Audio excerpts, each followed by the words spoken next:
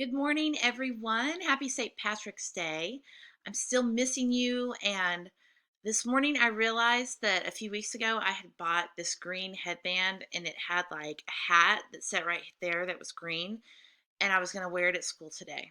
So I'm sad that I don't have that to wear with you today. And I left it in my classroom, so I can't even wear it on the video. Ah! So, anyways, we'll move on onward.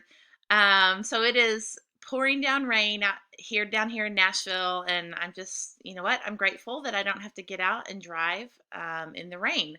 So I would encourage you to look at what's going on around you and find the little things that you're grateful for, and maybe even write those down. You could even email me what you're grateful for.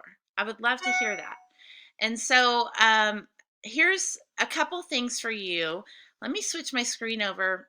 On the History Channel website, if you go to history.com, they have this great website. And right up here at the top is always this link. It's called This Day in History. So if you click on that, it shows you a little video of major events that happened on this day in history.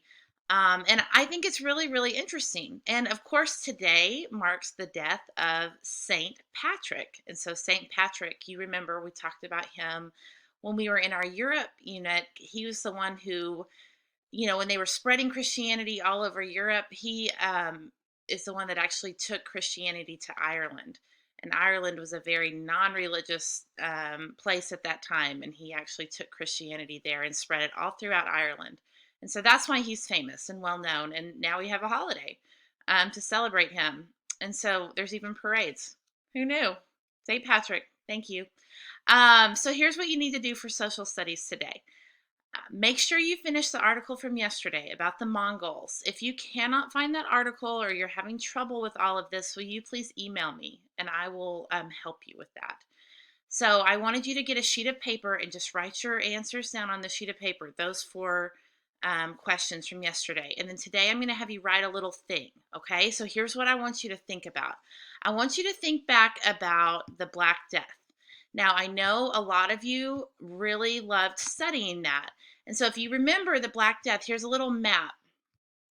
It started over here in China and it spread. This is during the 1300s. And so it spread mostly from boats and trade, And so it started over here and ended up actually getting to Europe several years later. And it had a huge effect on Europe. Major, major effect. Some people estimate that maybe half of Europe was killed by the Black Plague. Or the Black Death, however you want to say it.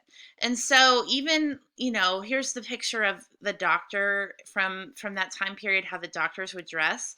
They have this little beak like thing, and they would put down here at the very bottom, they would put flowers and herbs and stuff so that when they were treating people, because the smell was just so bad. So those flowers down there would keep the smell from being so terrible.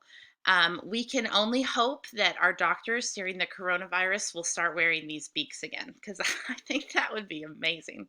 So today, what I want you to do, I want you to connect the article from yesterday and the Black Death. So I want you, on your sheet of paper, I want you to write me a little paragraph. How are these things connected? How did the spread of the Mongol territory, like them conquering so much territory and taking over so much back in like the 12 and 1300s. How is that connected to the Black Death in Europe? Okay, so think that through. The Mongols were this super powerful group of people and they took over all this land and territory, maybe the hugest territory in human history, like, right? All that land. So they took over all that land. How is that related to this huge Black Death thing that happened in Europe in the 1300s and 1400s? So connect that. Write me a little paragraph that shows how one thing led to the other, cause and effect.